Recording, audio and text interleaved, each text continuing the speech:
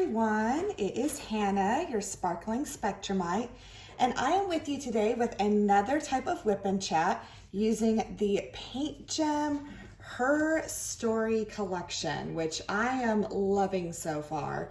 So these are just more of your mini type of diamond paintings, and this one in particular covers 4 different really famous women in history: Frida Kahlo, Ruth Bader, Kalpana Chawla, and Malala. So I am going to be doing Kalpana Chawla today. And I have to admit, I did not know much about her, and until I came across this PaintGem set. I have to be honest, I really had not heard of her. But now, after learning about her, she really has an amazing story. So before I get into it, a couple of tools that I'm using is I am going to use my pen from Butterfly Effect Wares, which I love. It's kind of just red and, I don't know, pink and swirly. I thought it was pretty, so I was going to use that today. I'm using my 3D printed tray from Creations by WIP. I really love these trays. They're very affordable, and everything I will make sure to link in the description below. And then I'm going to use some of my new putty that I just got. So this is by Excuse Me Designs. It is part of her Candyland collection, and this is Sweet Tarts putty, and it literally smells just like Sweet Tarts. It's pretty amazing. So we're going to get into it. So probably just like last week, how I did Ruth Bader Ginsburg. This might be a little bit of a shorter whip and chat, but you know what? I think that's going to be okay because it's still, again, I just find this woman, Kalpana Chawla, just absolutely fascinating, and she really has a great story. So let's go ahead and get into it. As you can see, I'm not kidding up into anything. One of the nice things about PaintGem is they just give you baggies and labels, and you can work right out of the bags. So very, very nice. All right, so we gotta go with this gray color here. So learning about Kalpana Chawla. So first thing about her is Kalpana Chawla was the very first Indian-born woman to go into space. So she was born in India. She was the youngest of 4 siblings. And I think this was really interesting. So she was not actually named until she entered around grade school. So it was kind of interesting. So she had never been formally named. So her parents, during the meantime, before she entered school, had just called her Mantu. But then as soon as she got to enter school, she chose her own name, which, I don't know, I think that's pretty cool. And she chose the name Kalpana, which actually means idea or imagination. So that's the first thing, is she actually got to choose her own name, which I thought was pretty cool. And again, just the meaning behind that name, Kalpana, idea or imagination, could not fit her better after learning about her entire life, which is really cool. So kind of as a child, she had already developed an interest in flying. She was really interested in flying because she had actually seen an airplane when she was younger, and that's just kind of what sparked everything. She really wanted to learn how to fly, and that was the thing that started it all, you know? Sometimes it's just one little thing and that becomes your passion. So the cool thing is, though, is that her father really encouraged it and would actually take her to a local flying club and just like to kind of watch the airplanes and things like that. So that was really cool too, that her father just, you know, it wasn't like, oh, you can't do that. He just really encouraged her and encouraged her passion. So that was really cool. But she ended up receiving her early education in India, and then, you know, progressed through primary school and then through secondary school. And then she ended up getting an aeronautical engineering degree from the Punjab Engineering College. So she pursued those passions still and did get her degree in aeronautical engineering. And what I think is really interesting is as she was working on her degree, her professors kind of tried to dissuade her from pursuing it because she said, listen, there's not many careers for women in India who have that type of degree. It was mostly male dominated. And, you know, even her professors were kind of like, I wouldn't do this because you're not going to be able to get a job. But despite that, she still pursued that degree and ended up getting it. So then after completing her engineering degree in India, she actually immigrated to the United States in the 1980s, and she actually became a naturalized citizen so she could continue her studies. So she wasn't done yet. Even after obtaining an engineering degree, she was like, nope, I'm going to keep going. So she immigrated to the United States and ended up actually going to I believe it was the University of Texas. And then she earned her doctorate in aerospace engineering from the University of Colorado in 1988. So she got her master's from Texas University. That wasn't enough, kept going and got her doctorate from the University of Colorado. So by then in the late 80s, she had a full doctorate in aerospace engineering. And the cool thing is that is when after that she obtained that degree. And sure enough, she got to start working for NASA. So she worked on, she was really focusing, the primary focus of her work for NASA was looking at how like air flows around in an aircraft during flight and incorporating computers into the work. So that was kind of her primary focus. And then sure enough, so she kept doing that. And sure enough, in 1994, I got my putty stuck to this. That's okay. We'll fix it later. In 1994, she was actually considered as an astronaut candidate. So NASA started thinking, you know, maybe she would actually be a good astronaut and started considering her for the astronaut program there. So I'm gonna start multi-placing, guys. So what was really cool is after a year of training, she became a crew representative for the astronaut office, EVA and robotics and computer branches, where she worked as a robotic situational awareness engineer. And she tested the software for space shuttles. So that was her job. What was really cool is, so obviously, she's getting higher in the ranks. She's, legit forced to be reckoned with at NASA, but she never forgot, I dropped one. She never forgot her roots, and she was very, very passionate about still providing science education opportunities for young girls in India. Because obviously, that's where she came from, and there wasn't a whole lot of opportunities. So even though she was, she was at NASA, she was, starting to make a big career there, what she would do as her time as an astronaut is they would invite members from her old school in India, students from her old school, to participate in a summer space experience program. So each year from 1998, the school would send 2 girls to the United Space School in Houston.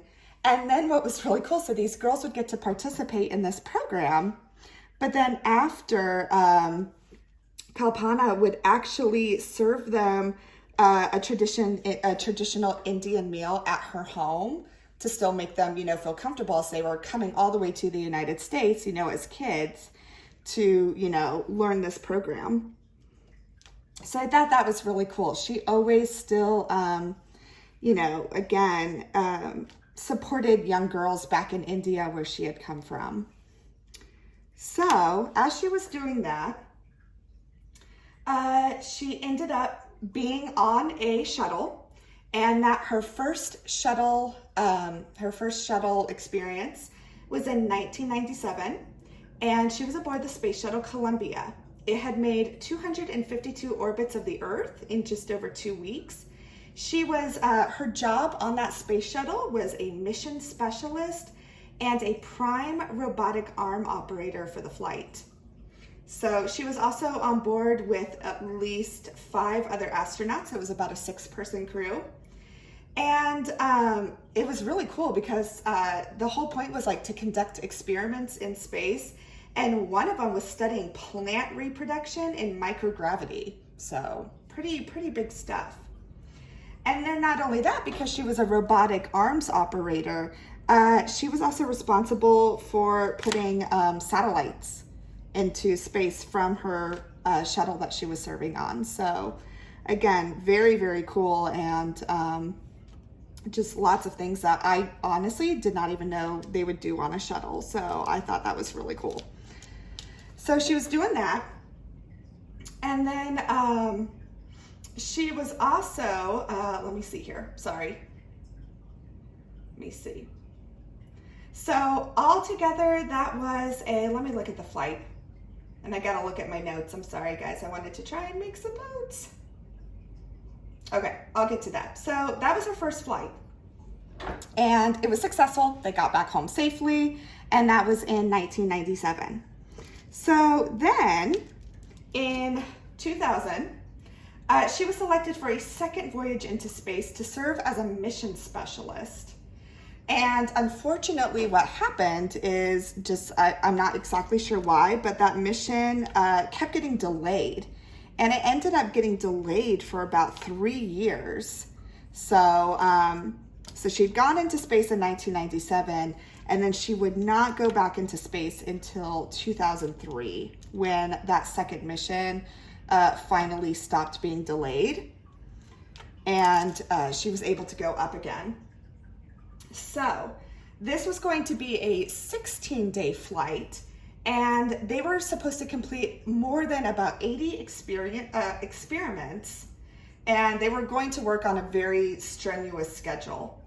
So as they were doing that, everything was good, and the experiments that they completed was mostly focused on biological and health sciences, but they did complete them. So between her 2 missions, the one in 1997 and the one in 2003, the total time that Kalpana actually logged time or was spent in space is she had 30 days, 14 hours, and 54 minutes in space. So, which was really awesome. So she's on this mission, and this was on her second mission, right, in 2003. And unfortunately, what happened is on the morning of February 1st, the space shuttle was returning to Earth. It was time to come back. And it was intending to land at the Kennedy Space Center.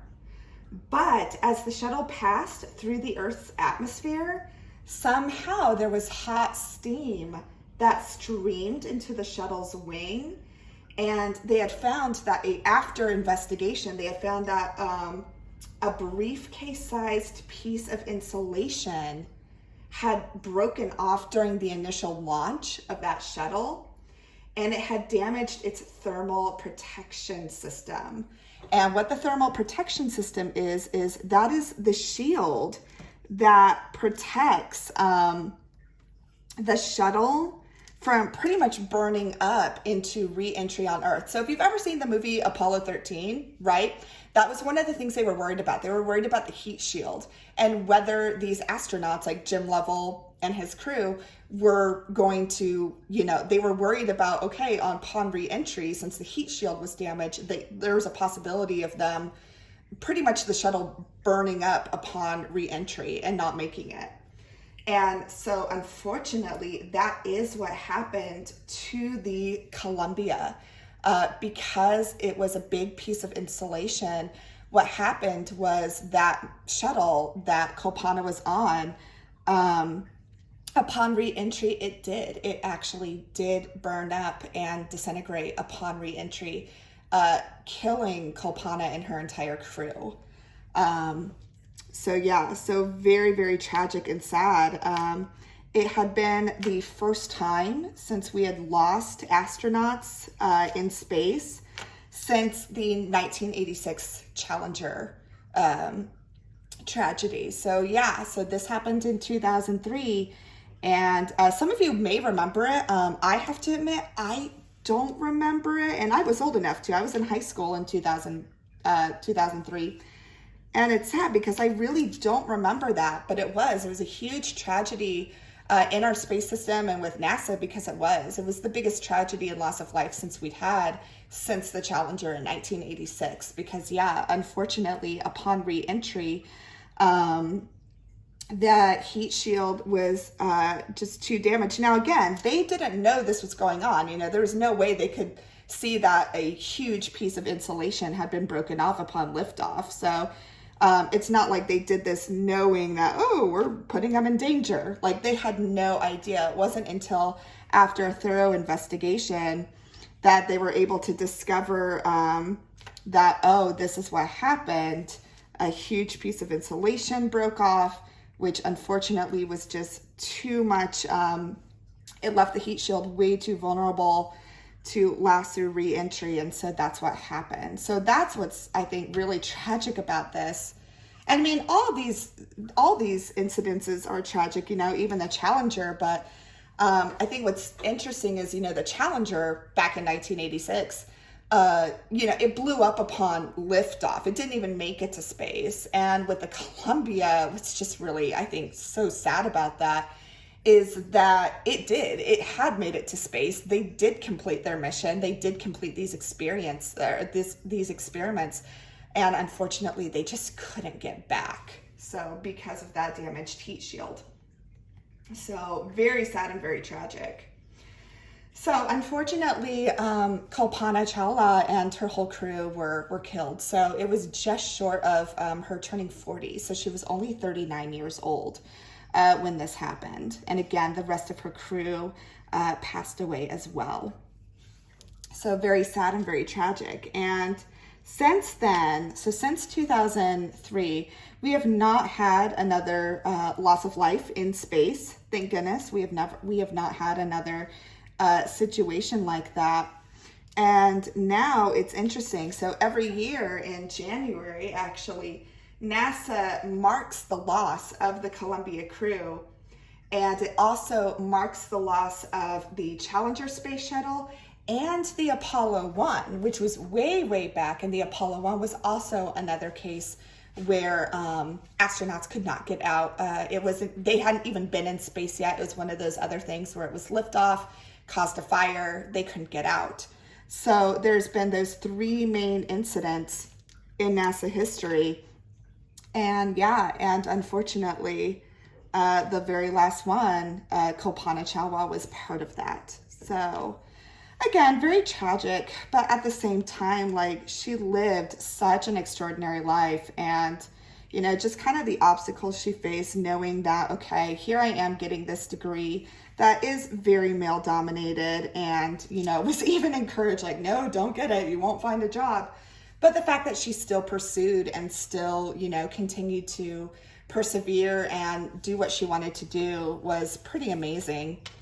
And then not only that, but the fact that she never forgot, you know, like her home country and the girls there, and, you know, trying to educate these girls about, you know, STEM and space and science, which is, I think, still something that, you know, we're striving to do, is get more girls involved in the engineering sciences and, you know, just STEM altogether, I think. So she really was a pioneer with that, which is very, very cool in my opinion.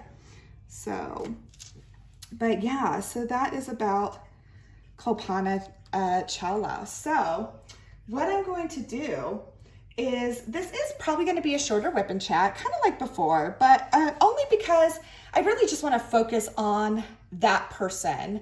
And that's kind of why my last week's whip and chat was also a little different and a little shorter, because I really just don't want to take attention away from these amazing women by going on about me.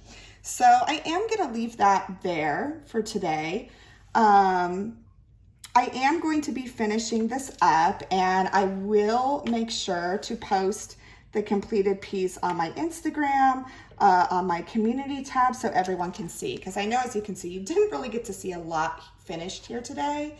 But, you know, at the same time, I did just want to draw attention to this remarkable woman and to, you know, just this kit, which I think is really cool. I think this is such an awesome kit. It's such a great idea. And I think it's great for beginners too. And frankly, I think kids could even do this. So, you know, if you've got a little girl who wants to be in space or something like that and who likes art, this might be a great kit for her. So, all right. So I'm going to leave it there for today. I hope you guys enjoyed this WIP and Chat. I'm also going to include some really cool links about Kalpana Chawla, so you can see, you know, just more about her life and things like that. So I'll make sure to include some links. There's a great article about her on the NASA government website, as well as space.com, where I found a lot of this information. So I will make sure to link those below if you want to read more about her. Anyways, yeah, I hope you enjoyed this small WIP and Chat. I hope you enjoyed this video. It always brings me joy making them for you. And yeah, if this is something you're interested in, feel free to like and subscribe if you'd like to. I always appreciate your guys' support. This has just been a really fun little project. And also make sure, so I have done Ruth Bader Ginsburg and Kalpana Chawla. So make sure you stay tuned for the Diamond Help Desk, Sophie's channel, because she's going to do the other two sets in this series. So she did Malayla. She already has a video about that, so I'll make sure to link that down below. And then next week, she'll be doing the final piece on Frida Kahlo. So this has been really fun collaborating with her and doing this set. So I hope everyone has a great day, great night, great everything. Make sure you're taking care of yourselves, take care of each other, and I will see you in the next video. Bye.